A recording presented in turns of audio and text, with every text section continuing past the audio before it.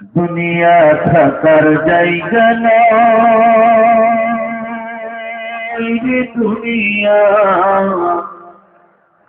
দুনিয়া থাকার জায়গা নয়। নফরার দেশে যাইবা একদিন ফেসে, নফরার দেশে যাইবা একদিন ফেসে, আর তো ফিরে আইবা না রে দুনিয়া, দুনিয়া থাকার জায়গা না, দুনিয়া থাকার জায়গা নয় রে দুনিয়া, দুনিয়া থাকার জায়গা না। নকের কাছে জীবন তোমার মরণ ঘরের কিসে, পরাণ পাখি দিলে পাখি সবই তোমার নিচে। নকের কাছে জীবন তোমার মরণ ঘরের কিসে, পরাণ পাখি দিলে পাখি সবই তোমার নিচে।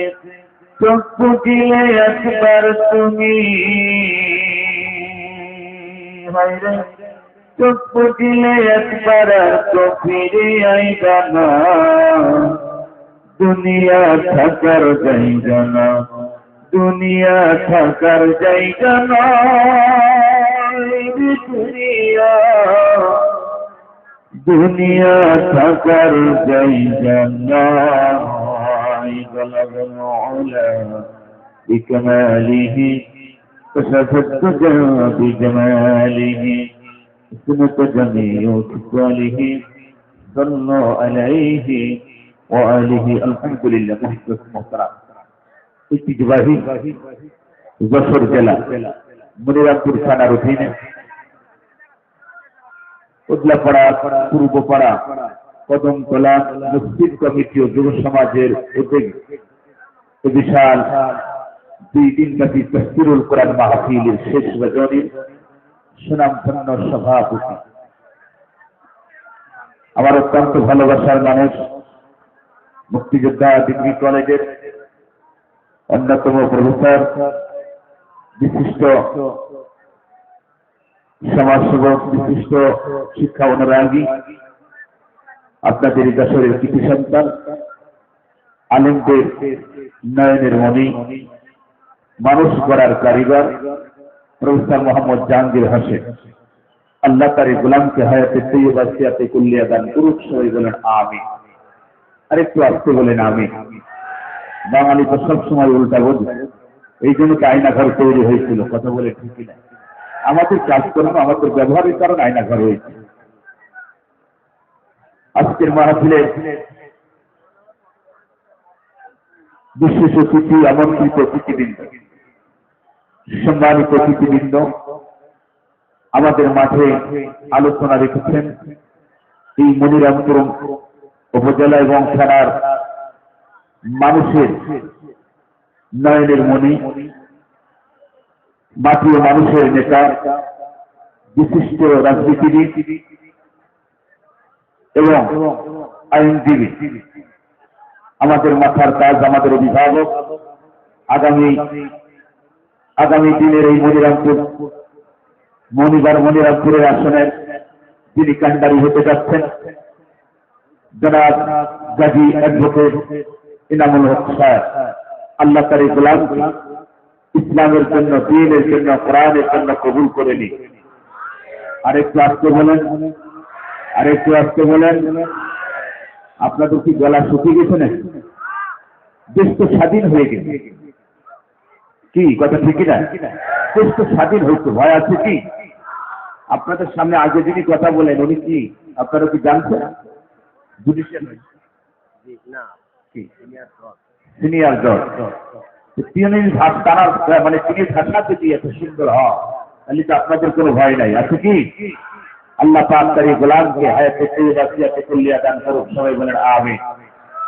আজকের মাহফিলের বিশেষ আলোচকবৃন্দ আলোচনা রেখেছেন, আসবেন আমাদের বাংলাদেশের গর্ব, কুষ্টিয়ার কৃতি সন্তান, কোটি কোটি যুবকদের আইডল, তারা নির্যাতিত আলেম দ্বীন আল্লাহ হাফেজ মুফতি আমির হামজা হাফিজাহুল্লাহ, আল্লাহ তার গোলামকে সুস্থতা দান করুক, সবাই বলেন আমিন। মঞ্চে বসে আছেন জাতির শ্রেষ্ঠ সন্তান ওরাসাতুল আম্বিয়া নাইবে রাসূল, সম্মানিত পরিচালক, সামনে বসা দিনদার ইমানদার কোরআন প্রেমিক তাওহীদি জনতা, থেকে থাকলে সরকারি গোয়েন্দা বিভাগের প্রশাসন ভাইরা, জাতির বিবেক সাংবাদিক ভাইরা, আরো থেকে থাকলে পর্দার আড়ালে সম্মানিত সরলা অবলা, অতি সাধবী অতি গুণী জ্ঞানান্বিতা মা ও বোনেরা, আমরা সর্বপ্রথম সেই মহান মনিবের দরবারে শুকরিয়া আদায় করছি, যেই মহান মনিব আমাদেরকে ভালোবেসে মহব্বত করে এমন একটি জাহিলিয়া যুগ, আমরা ইতিহাসের পাতায় পড়েছিলাম আইয়ামে জাহিলিয়া যুগ, পড়েছেন না? আপনারা পড়েন নাই? আমরা ইতিহাসের পাতায় পড়েছি আইয়ামে জাহিলিয়া যুগ। সেটা বর্বরতার একটা যুগ ছিল, মূর্খতার যুগ ছিল, অন্ধকারের একটা যুগ ছিল। যেই যুগে আমার রাসূলকে পৃথিবীতে আগমন ঘটিয়েছিলেন, সেই মূর্খতার যুগ, বর্বরতার যুগ, আবু জেহেলের যুগ। কিন্তু আমরা দেখলাম 2024 সালে 5 আগস্টের আগ পর্যন্ত 15.5টা বছর ছিল আওয়ামী জাহিলিয়া যুগ। কথা বলেন, আমরা আইয়ামে জাহিলিয়া যুগ পেয়েছি, আর এখন আমরা পেয়েছি আওয়ামী জাহিলিয়া যুগ। সম্মানিত ভাইয়েরা আমার, বাংলাদেশে তিনি লেডি ফেরাউনে তিনি পরিণত ছিল। লেডি ফেরাউন, উনি তো ছিল পুরুষ ফেরাউন, আর ইনি ছিলেন লেডি ফেরাউন। সম্মানিত ভাইয়েরা আমার, এই জন্য যে মহান আল্লাহ পাক এই মানুষের বুকের উপর থেকে পাহাড়গুলো সরিয়ে এই 18 কোটি মানুষের বাকশক্তি তিনি ফিরিয়ে দিলেন, সেই মহান মনিবের দরবারে চিৎকার দিয়ে আওয়াজ করে বলি আলহামদুলিল্লাহ। লাখো কোটিদের উদ্দেশ্যে মানবতার মুক্তির দেশারি, ঘুরে ধরা সমাজের আহ্বান, আইয়ামে জাহিলিয়া যুগের আহ্বান, সাফায়েতের কান্ডারি জনাব মুহাম্মদ রাসূলুল্লাহ সবাই করি সাল্লাল্লাহু আলাইহি ওয়াসাল্লাম। সম্মানিত উপস্থিতি, আপনাদের কি কোনো ভয় আছে? মুফতি আমির হামজা আসে না, এরকম কোনো সন্দেহ আছে? আমি আর ভাইজান একই গাড়িতে আসছি, টেনশন নাই। আমি নেমে এখান থেকে গাড়িতে নেমেই চলে আসছি, দেরি করি নাই। আর ভাইজান একটু ফ্রেশ হবে, খাওয়া দাওয়া করে তিনি মঞ্চে আসবেন, টেনশন নেই। যশোরবাসী, মুফতি আমির হামজাকে এক সময় এই জেলাতে ঢুকতে দেওয়া হয় না। কথা বলেন, খেলা হবে, খেলা হবে। যে আওয়াজ দিচ্ছেন খেলা কিভাবে হবে? আগেই তো আউট হয়ে যাবে। খেলা হবে, আমরা তো খেলতে চাই, কিন্তু একটা হাফ প্লেয়ার খুঁজে পাচ্ছি। হারাম ধরে দল, নারী ধরের দল, মাদক ধরের দল, খুনের দল। কথা বলে ঠিক না? তাদের সংবিধানে 4টা কোয়ালিটি আছে। কয়টি? 4টা কোয়ালিটি: নারী, মাদক, সন্ত্রাস এবং রক্ত টেন্ডারবাজি। এই 4টা ছাড়া ওদের সংবিধানে কিচ্ছু না। আছে কি? আছে না। আমরা দেখেছি স্যার বলতেছিলেন এই দেশটা তারা শোষণ করেছে। যারা হারাম খায় ওদেরকে হারাম খোর বলা হয়। কথা ঠিকই না?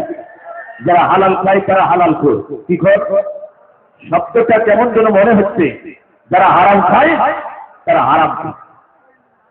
এদেশের সম্পদ সব লুটপাট করেছে। এমপি, মন্ত্রী, তাদের দলের নেতা কর্মী, কথা বলে ঠিক না, তাদের বাপ্তাদার সম্পদ মনে করে তারা ভক্ষণ করেছে।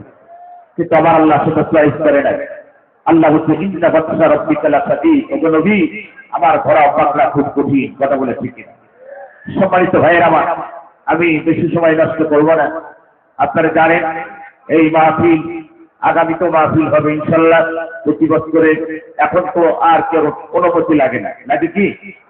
আগে সিস্টেম ছিল, অনুমতি নিতে হলে এলাকার মেম্বার, চেয়ারম্যান, থানার ওসি, ডিসি, এসপি, তারপরে এমপি, মন্ত্রী, হারামখোর, নারীখোর, মদখোর, গাঁজাখোর, টায়ারখোর, বিড়িখোর, সব খোরের কাছে যাওয়া লাগতো। কথা বলে ঠিক না? এখন আর কোন খোরের কাছে যাওয়া লাগে? আমাদের থানার ওসি ছিল 2024 সালে 5 আগস্টের আজ পর্যন্ত বাংলাদেশের 600-এর বেশি থানা, প্রতিটা থানার কাজ 90% ওসি ছিল ডাইরেক্ট হারামখোর। কথা বলে 90% ওসি ছিল বাংলাদেশে হারামখোর, 4টা হারামখোর। তারা একটা লেডি ফেরাউনকে তারা প্রভু হিসাবে গ্রহণ করেছিল। আমার ভাইরা, একটা নারীকে প্রতিষ্ঠা করার জন্য সাধারণ মানুষকে তারা মানুষ মনে করে নাই। কথা বলতে হবে। কথা বলে রাজনীতি ওয়াজ করা খুব মনে চেয়েছিল, কিন্তু সময় তো কম। কথা কি বুঝতে পারছেন?